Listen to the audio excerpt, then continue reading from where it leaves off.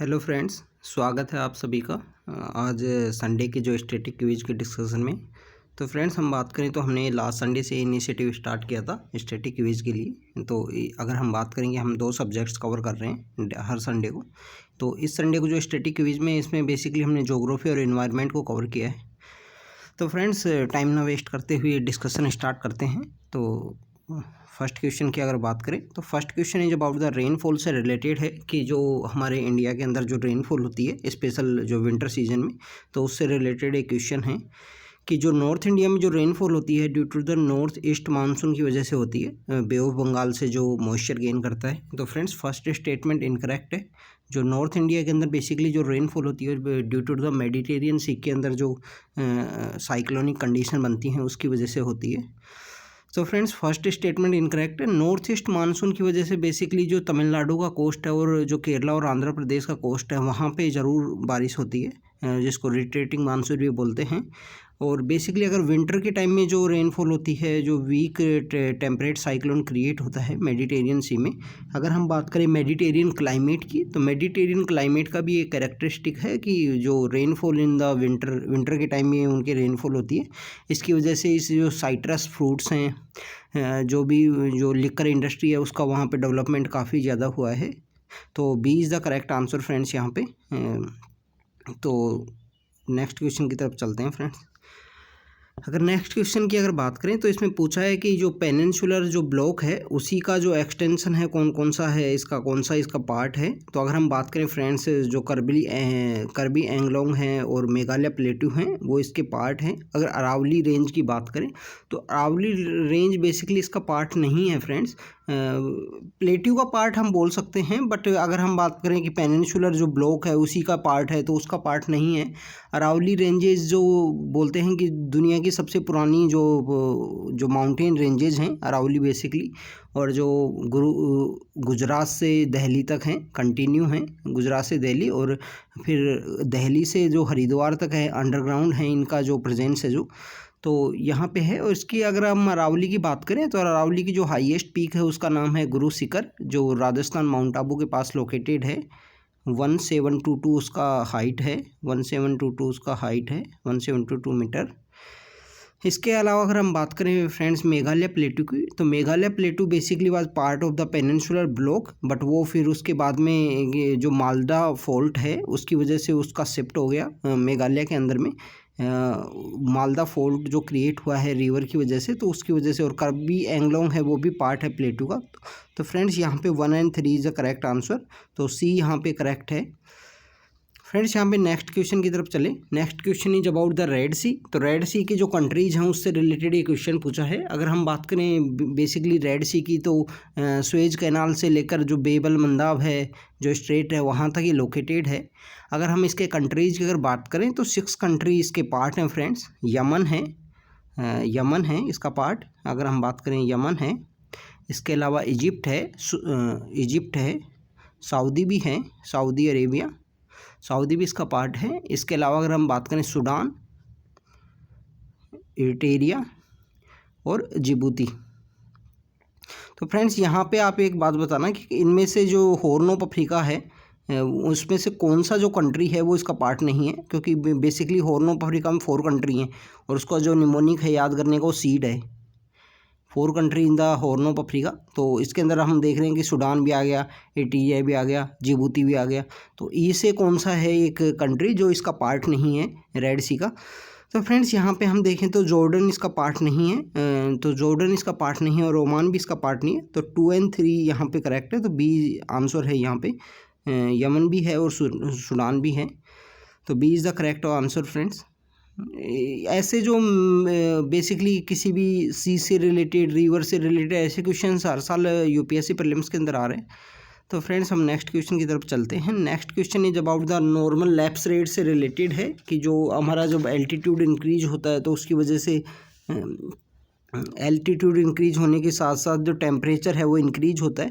But normal lapse rate के time अगर हम बात करें तो नॉर्मल लैप्स रेट के टाइम में बेसिकली टेम्परेचर डिक्रीज होता है फ्रेंड्स, इंक्रीज नहीं होता। ऐसा बोला जाता है कि 5 डिग्री या 6 डिग्री पर किलोमीटर जो टेम्परेचर है वो डिक्रीज होता है।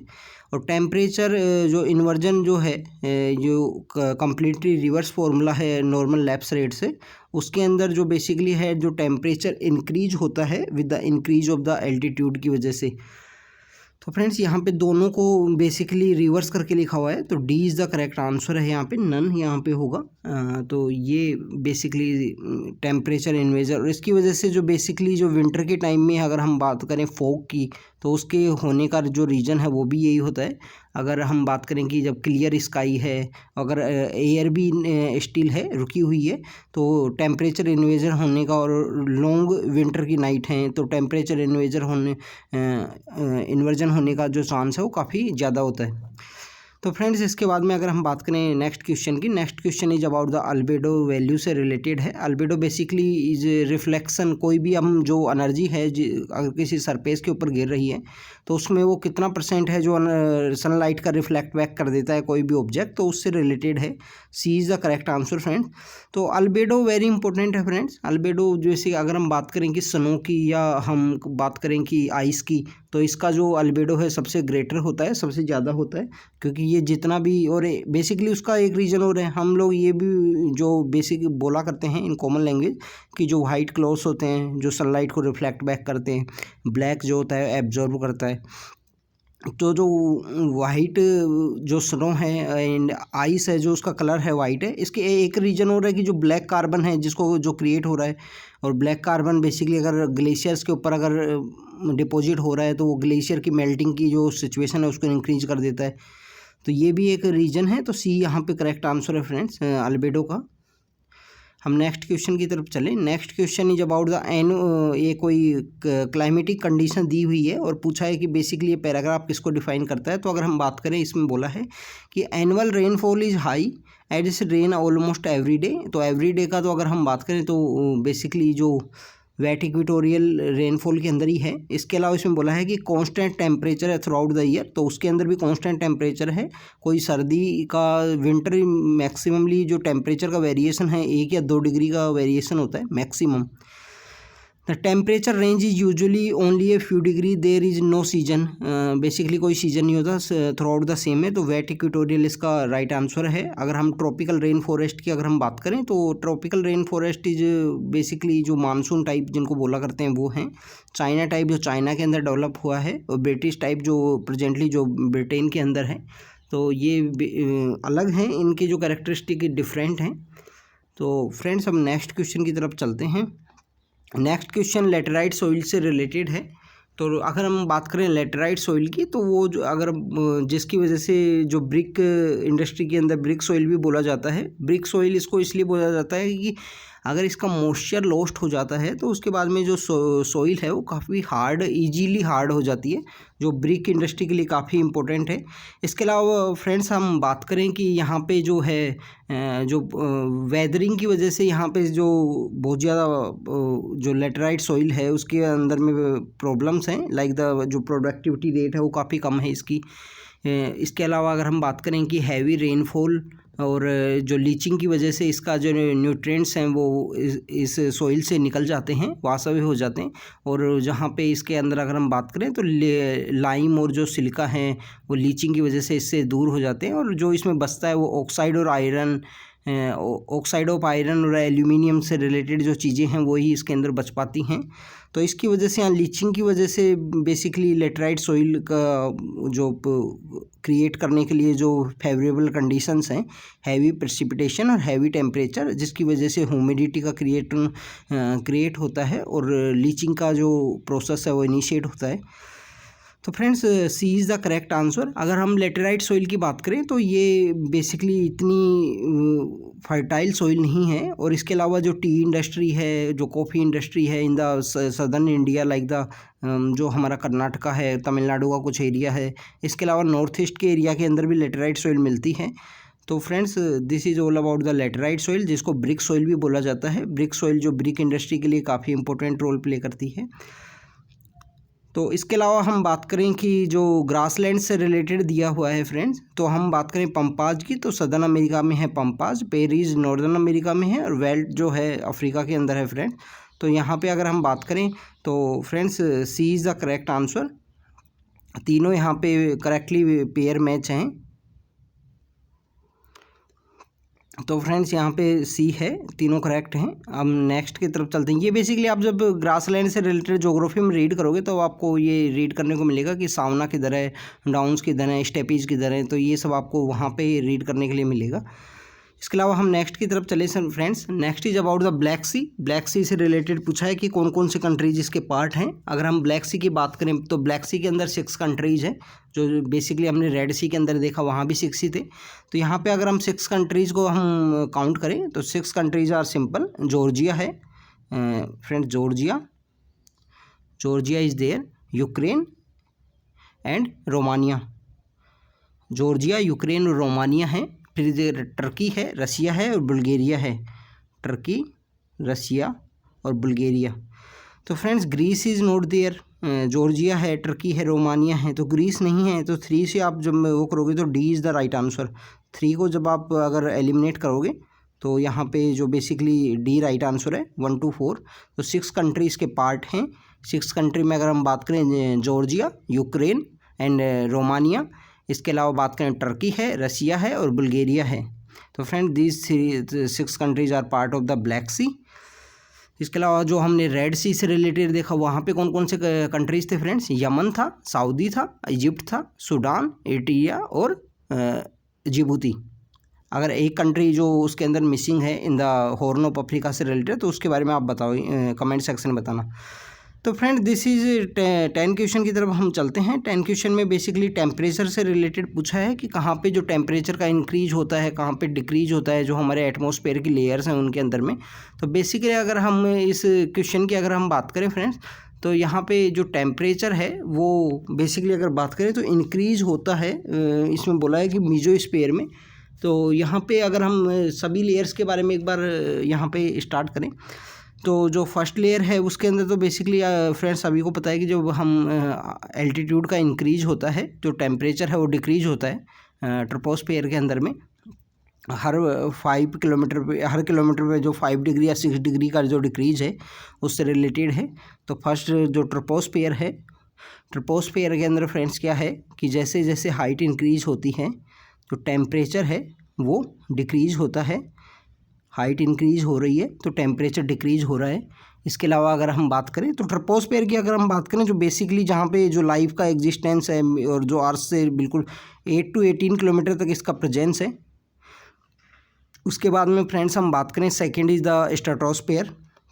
सेकंड है स्ट्रेटोस्फियर। स्ट्रेटोस्फियर की अगर बात करें तो यहाँ पे फ्रेंड्स बीच में एक ट्रोपोपोज आता है जहाँ पे कांस्टेंट है सब। तो फिर उसके बाद में जो सेकंड लेयर है, सेकंड लेयर स्ट्रेटोस्फियर। तो स्ट्रेटोस्फियर में जो टेम्परेचर है वो इंक्रीज होता है फ्रेंड्स। यहाँ पे जो टेम्परेचर है वो इंक्रीज होता है हाइट की इंक्रीज होने की वजह से। इसके अलावा ये जो स्ट्रेटोस्फियर है वो क्लाउड फ्री जोन है। तो ये जो एयरप्लेन्स हैं उनके जो उड़ने के लिए, उनके फ्लाई होने के लिए स्ट्रेटोस्फियर इज आइडल कंडीशन है। यहाँ पे कभी कभी कुछ क्लाउड्स मिलते हैं जिसमें हम बात करें सीरस क्लाउड हैं जो यहाँ पे मिलते हैं। तो कितने टाइप के क्लाउड होते हैं, क्लुम्बोनिम्बस, सीरस, इसके अलावा 2 और टाइप के क्लाउड्स हैं, 2 या 3 टाइप की। तो उनके बारे में आप कमेंट सेक्शन में बता सकते हो फ्रेंड्स। इसके अलावा यहाँ पे जो टेम्परेचर इंक्रीज करने का जो रीज़न बताया गया है वो बताया गया है कि यहाँ पे ओजोन का प्रेजेंट होना एक रीज़न है। कि ओजोन बहुत सारे जो वार्मिंग पोटेंशियल वाले जो एलिमेंट्स हैं उनको एब्जॉर्ब कर लेती है। तो उसकी वजह से यहाँ पे हाइट का इंक्रीज होने की वजह से टेम्परेचर इंक्रीज होता है। फिर फ्रेंड्स अगर हम नेक्स्ट लेयर की बात करें, नेक्स्ट लेयर इज मीजोस्फीयर। तो मीजोस्फीयर में अगर हम बेसिकली बात करें तो मीजोस्फीयर में जो टेम्परेचर है वो डिक्रीज होता है फ्रेंड्स हाइट एल्टीट्यूड के हाइट के इंक्रीज होने की वजह से। तो यहाँ पे फर्स्ट स्टेटमेंट इज इनकरेक्ट कि टेम्परेचर यहाँ पे इंक्रीज बता रहे हैं एल्टीट्यूड के इंक्रीज की वजह से। फिर इसके बाद में अगर हम बात करें फ्रेंड्स तो थर्मोस्फीयर है। थर्मोस्फीयर और उसका जो लास्ट लेयर है उसको आइनोस्फीयर भी बोलते हैं। कभी कभी कुछ बुक्स के अंदर जो लास्ट की 2 लेयर्स हैं उनको सेमी आइनोस्फीयर के रूप में दिखा देते हैं। तो यहाँ पे अगर हम बात करें तो यहाँ पे जो थर्मोस्फीयर और आइनोस्फीयर है वहाँ पे सेम है कि जो टेम्परेचर इंक्रीज होता है friends with the increasing of the height. और ये बेसिकली अगर हम बात करें जो रेडियो ट्रांसमिशन के लिए ये जोन काफ़ी इंपॉर्टेंट है। इंटरनेशनल जो स्पेस स्टेशन है वो भी यहीं पे ऑर्बिट कर रहा है, जो थर्मोस्फेयर एंड आइनोस्फेयर वाला जो एरिया है। तो यहाँ पे जो टेम्परेचर इंक्रीज होता है हाइट इंक्रीज होने की वजह से, सेम लाइक द स्ट्रेटोस्फेयर यहाँ का बताया गया है। तो टेम्परेचर डिक्रीज होता है with increasing altitude, both are the incorrect. D is the यहाँ पे करेक्ट आंसर है। यहाँ पे अगर हम बात करें कि बोथ को यहाँ पे वो पूछा है इनकरेक्ट से करेक्ट से रिलेटेड, तो कोई भी करेक्ट नहीं है इनके अंदर में। तो फ्रेंड नेक्स्ट क्वेश्चन की तरफ हम चलते हैं। अब हमारे जो क्वेश्चंस हैं बेसिकली ज्योग्राफी के क्वेश्चंस यहाँ पे ख़त्म हो गए हैं फ्रेंड्स। हमने देखे यहाँ पे बेसिकली हमने जो कंट्रीज़ को देखा, ब्लैक सी को देखा, यहाँ पे ग्रासलैंड के बारे में हमने देखा।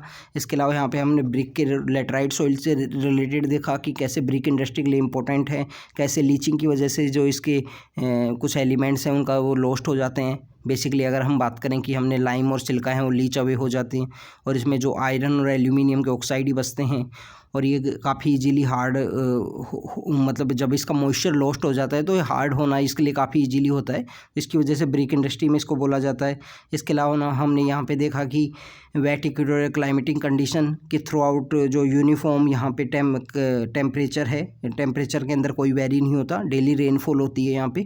इसके अलावा अगर हम इसी के अंदर अगर हम बात करें तो फ्रेंड्स इसके अंदर एक स्टेटमेंट हो रहा है कि जो मैक्सिमम रेनफॉल है, जो इक्विनॉक्स का टाइम आता है ना, 2 टाइम जो साल भर के अंदर 2 बार इक्विनॉक्स आता है, तो हमारा बेसिकली यहाँ ऑल ओवर द ईयर तो कंटिन्यू रेनफॉल है, पर जैसे ही इक्विनॉक्स का टाइम आता है तो उस टाइम यहाँ पे मैक्सिमम रेनफॉल होती है टू बोथ टाइम। तो डबल पीक है यहाँ पे रेनफॉल का। जैसे अगर हम बात करें हमारा इंडियन में जो मानसून टाइप है, तो यहाँ पे बेसिकली जो 4 मंथ्स हैं, 2 to 3 मंथ हैं, वैसे भी वो भी चेंज हो रहे हैं, काफ़ी कम देज हैं जो बारिश होती हैं, तो उसके अंदर ही सिर्फ बारिश है, बाकी टाइम तो नॉर्मल कभी कोई प्रेसिपिटेशन हो गया या तो थोड़ा टाइम के लिए बारिश हो गई।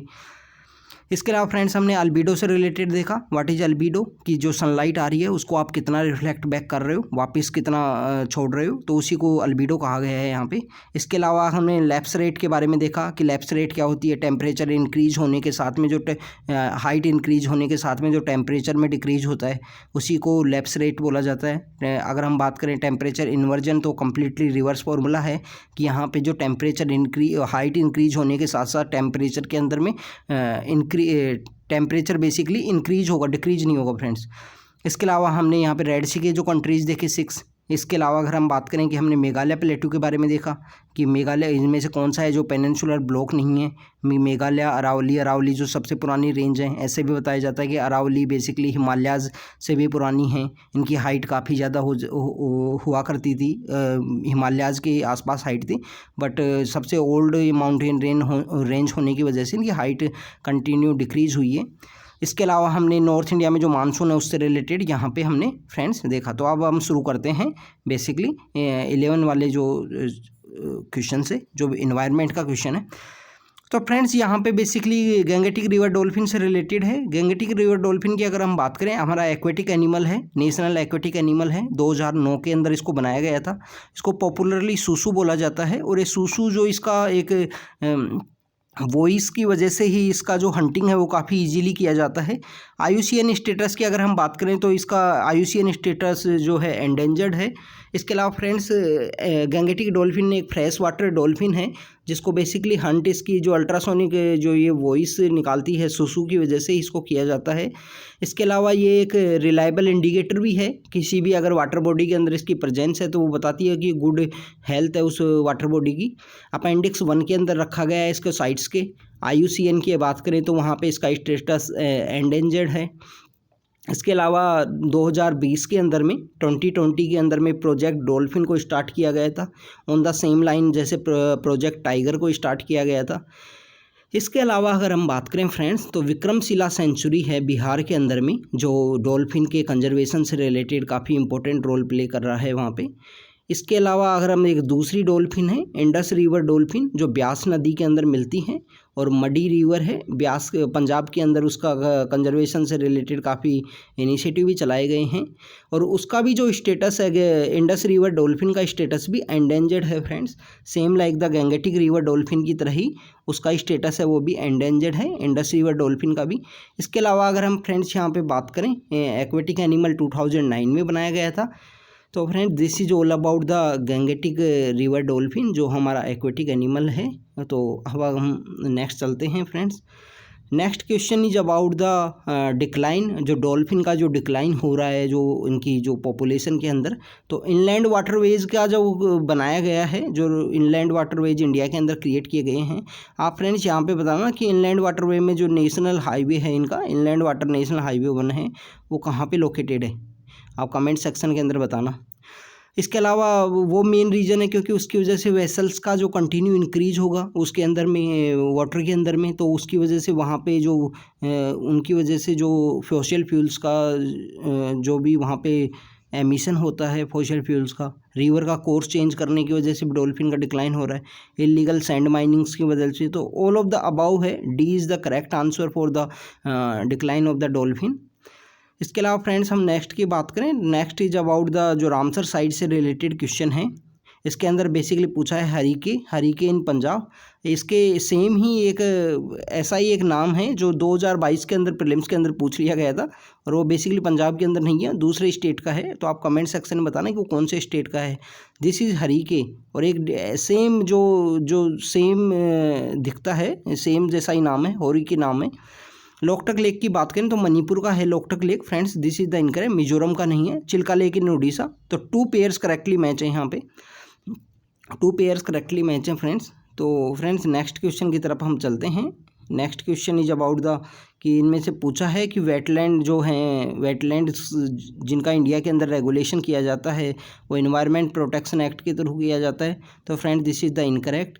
वेटलैंड्स का खुद का जो रेगुलेशन एंड कंजर्वेशन एक्ट है 2017 में आया था, 2017 में आया था। और इसके अलावा total number of wetland India more than 50 हैं। तो फ्रेंड्स आई थिंक 49 हैं टोटल वेटलैंड, 49 है। अभी रिसेंटली 2 वेटलैंड्स जो बनाए गए हैं, Khejadiya wildlife sanctuary in the Gujarat, अगर हम बात करें खिजड़िया वाइल्ड लाइफ सेंचुरी है गुजरात के अंदर में। इसके अलावा बाकीरा वाइल्ड लाइफ सेंचुरी है इन यूपी। तो गुजरात और यूपी से जो बनाए गए हैं, ये टोटल 49 इनकी नंबर हुआ है। तो मोर देन 50 तो नहीं है, बट ये अगर 49 की अगर हम बात करें तो 49 हाईएस्ट है साउथ एशिया के अंदर में। और इंडिया के अंदर हाईएस्ट वेटलैंड्स नहीं है। हाईएस्ट वेटलैंड्स कौन से कंट्री के अंदर हैं ये आप कमेंट सेक्शन के अंदर बताओगे। तो फ्रेंड्स यहाँ पे हम बात करें तो डी यहाँ पे करेक्ट है, क्योंकि इन्वायरमेंट प्रोटेक्शन इन्वायरमेंट मिनिस्ट्री के अंदर ज़रूर आता है, बट जो एक्ट है जो इन वेटलैंड्स का खुद का एक्ट है, वेटलैंड्स कंजर्वेशन एक्ट है 2017 के अंदर आया था, 2017 वाला। और इसके अलावा रामसर की जो साइट्स हैं वो टोटल 49 है इंडिया के अंदर में।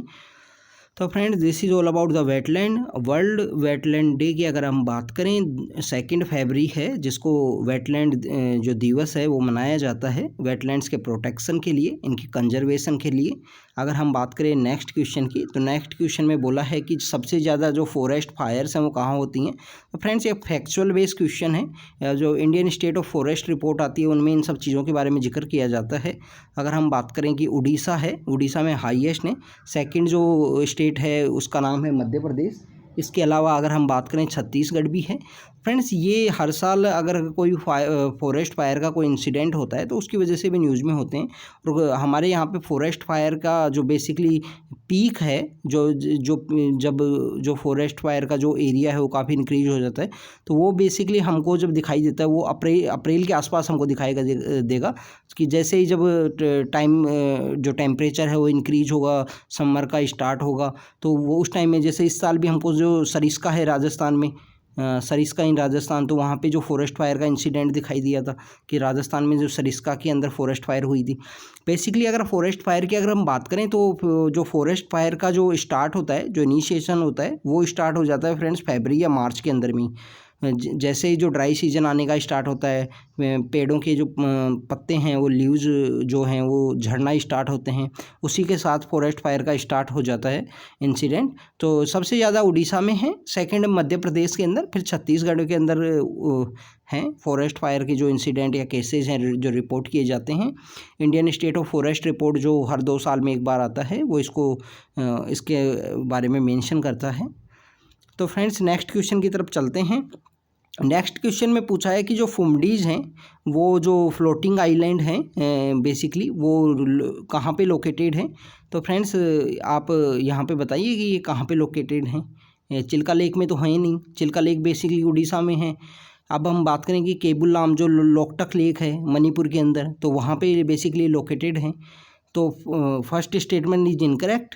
इसके अलावा बोलते हैं कि जो फुमडीज हैं वो यूनिक कैरेक्टरिस्टिक है, ये फ्लोट करते हैं ड्राई सीजन में। तो फ्रेंड्स ये गलत है कि बेसिकली ये रेनी सीजन में, जैसे वो जो लोकटक लेक है तो वहाँ पे बेसिकली अगर हम बात करें कि लोकटक लेक में जैसे पानी आता है, पानी का जो बारिश की वजह से पानी आता है, तो लोकटक लेक में पानी आने की वजह से फुमडीज ऊपर आ जाते हैं और यहाँ पे ये फ्लोट करते हैं। यहाँ पे बेसिकली एक डियर भी मिलता है जिसको संगाई डियर या डांसिंग डियर बोलते हैं। डांसिंग डियर क्योंकि वो बेसिकली यहाँ पे आता है, तो अगर आप इसका वीडियो देखोगे यूट्यूब पे तो आपको देखेगा कि वो एक्चुअली में जो डांस कर रहा है, जैसे फुमडीज जो हिलती हैं, फ्लोट करती हैं, उसकी वजह से उसकी डांसिंग जो डांसिंग पोजीशन दिखाई देती है। तो फ्रेंड्स सेकंड भी इनकरेक्ट है। तो बेसिकली अगर क्वेश्चन की बात करें तो क्वेश्चन में इनकरेक्ट स्टेटमेंट पूछा है, तो दोनों इनकरेक्ट हैं, तो सी यहाँ पे आंसर होगा फ्रेंड्स। चिल्का लेक में नहीं है, चिल्का उड़ीसा के अंदर है। ये केबुलाम जो नेशनल पार्क के अंदर एक लेक है, लोकटक लेक मणिपुर के अंदर, उसके अंदर ये लोकेटेड है। और फ्लोटिंग का जो बात है वो मानसून के टाइम फ्लोटिंग होती है। जैसे ही जब समर का टाइम आएगा तो समर के टाइम में बेसिकली फुमडीज नीचे चली जाती हैं। फुमडीज नीचे अपने जो नीचे वाला एरिया है इनका, लेक का बेड है, उसके अंदर चली जाती हैं। तो सी यहाँ पे आंसर है क्योंकि बोथ इनकरेक्ट हैं। अगर हम बात करें नेक्स्ट नाइट्रस ऑक्साइड की, तो नाइट्रस ऑक्साइड एक गैस है फ्रेंड्स जो ग्रीन हाउस गैस है। इसको लाफिंग गैस के रूप में बोला जाता है। Short lived green house gas तो नहीं है फ्रेंड्स, क्योंकि बेसिकली इसका जो टाइम पीरियड है 121 ईयर्स है, 120 ईयर्स तक ये रहती है। और ये ग्लोबल वार्मिंग के लिए काफ़ी बड़ा जो सिचुएशन क्रिएट कर रही है आफ्टर द, अगर हम बात करें कि कार्बन डाइऑक्साइड और मीथेन के बाद में, कार्बन डाइऑक्साइड और अगर मीथेन के बाद में अगर हम बात करें तो जो नाइट्रस ऑक्साइड है वो ग्लोबल वार्मिंग पोटेंशियल के रूप में निकल के आया है अभी रिसेंटली। तो friends B is the correct answer. 120 years इसका जो लिविंग पीरियड है वो 120 ईयर्स के आसपास है कि इतना टाइम तक ये रहती हैं। तो यहाँ पे बी यहाँ पे करेक्ट आंसर है फ्रेंड्स। अगर हम बात करें लिविंग रूट ब्रिज की, तो ये हमारा अगर हम बात करें फ्रेंड्स तो मेघालय का एक यूनिक कैरेक्टरिस्टिक है। इससे रिलेटेड 2015 में फ्रेंड्स क्वेश्चन पूछ लिया गया था, 2015 में क्वेश्चन था प्रीलिम्स में इससे रिलेटेड। तो living root bridge basically Meghalaya से रिलेटेड है फ्रेंड्स। वहाँ पे बेसिकली अगर हम बात करें कि जो अगर रिवर का अगर हम बात करें, अगर ये कोई रिवर का एरिया है और ये यहाँ पे कोई पेड़ है, तो इसकी जो जड़ें हैं और यहाँ पे जो पेड़ हैं इसकी जो जड़ें हैं, ये एक ब्रिज बन जाएगा और पीपल अपने कम्युनिकेशन के लिए, आने जाने के लिए इसको यूज़ किया करते हैं। इसके अलावा अगर आप प्रेजेंटली अगर आप एक IAS ऑफिसर हैं जो अभी रिसेंटली जो आसाम फ्लड आई थी उसकी वजह से भी काफ़ी न्यूज़ में हैं, वो कीर्ति जल्दी मैम का भी एक वीडियो है कि वो जो बम्बू के जो ब्रिज बनाए जा रहे हैं उनके ऊपर वो चल के जा रही हैं, एक अपने कोई स्कूल के अंदर या कहीं पे उनको विजिट करना था, तो वो वीडियो आप देखना। तो कीर्ति जल्दी मैम का वो वीडियो है। तो अगर हम बात करें रूट ब्रिज की अगर बेसिकली हम बात करें तो मेघालय के अंदर फ्रेंड्स ये लोकेटेड है, काफ़ी फेमस है वहाँ पे। तो फ्रेंड्स इसका एक स्पेशल विलेज भी है, आप विलेज के बारे में बता सकते हो कमेंट सेक्शन में अगर आप बताना चाहो तो। Next is about the UNEP के बारे में फ्रेंड्स। तो UNEP बेसिकली 1972 के अंदर इस्टेब्लिशमेंट में आया था फ्रेंड्स, और इसका जो हेडक्वार्टर है वो नैरोबी के अंदर है। तो करेक्ट स्टेटमेंट की बात करें तो दोनों ही इनकरेक्ट हैं यहाँ पे 1972 में। और केन्या की जो कैपिटल है नैरोबी, केन्या इन अफ्रीका के अंदर एक कंट्री है, तो वहाँ पे इसका हेडक्वार्टर लोकेटेड है। अगर एक इसकी रिपोर्ट की बात करें UNEP की रिपोर्ट, तो इन्वायरमेंट गैप रिपोर्ट है फ्रेंड्स। हाँ, इन्वायरमेंट गैप रिपोर्ट है। अगर हम जेंडर गैप की बात करें वो तो वर्ल्ड इकोनॉमिक फोरम निकालता है जेंडर से रिलेटेड। तो इन्वायरमेंट की जो गैप रिपोर्ट है वो निकाली जाती है यूएनईपी के द्वारा। इसके अलावा और भी बहुत सारी रिपोर्ट्स हैं जो इसके द्वारा पब्लिश की जाती हैं। तो फ्रेंड्स नेक्स्ट क्वेश्चन की तरफ हम चलते हैं। Next question is about the Ramsar convention, जो वेटलैंड से रिलेटेड है। रामसर एक सिटी है ईरान के अंदर में। अगर हम बात करें बोन कन्वेंशन की तो माइग्रेटरी बर्ड्स से रिलेटेड है वो। तो अगर हम बात करें वियना कन्वेंशन की तो वियना कन्वेंशन बेसिकली 2 टाइप है। एक डिप्लोमेट्स को इम्यूनिटी देने से रिलेटेड है वियना कन्वेंशन। इसके अलावा एक वियना कन्वेंशन है जो हमारा अगर हम बात करें ओजोन से रिलेटेड है, ओजोन के प्रोटेक्शन से रिलेटेड। तो यहाँ पे friends only 1 pair is correctly match है, बाकी ये दोनों पेयर इनकरेक्टली मैच है। UNFCCC का तो आपको पता होगा, जब अर्थ समिट हुआ था 1992 में, 1992 के अंदर एक समिट हुआ था, उसको बोलते हैं अर्थ समिट, पृथ्वी का जो समिट है। तो उसके अंदर 3 जो कंपोनेंट बने थे, 3 कंपोनेंट में एक क्लाइमेट चेंज है। तो क्लाइमेट चेंज को जो बेसिकली देखते हैं उनको बोलते हैं UNFCCC, United nation framework for climate change. And अगर हम बात करें यहाँ पे बायोडाइवर्सिटी से रिलेटेड है CBD, convention on biological diversity, और एक है CCD, डेजर्टिफिकेशन से रिलेटेड जो है उनसे रिलेटेड CCD हैं। तो फ्रेंड्स इस टाइप से अर्थ समिट था तो उसका पार्ट है। तो this is all about the 20 question कि ए यहाँ पे करेक्ट आंसर है। तो ये हमने इन्वायरमेंट के क्वेश्चन देखे हैं। तो फ्रेंड्स आप इन क्वेश्चंस को प्रैक्टिस कीजिए। अगर आपको ये डिस्कशन वीडियो सही लगता है तो आप अपने फ्रेंड्स के साथ शेयर कीजिए फ्रेंड्स। तो friends thank you very much.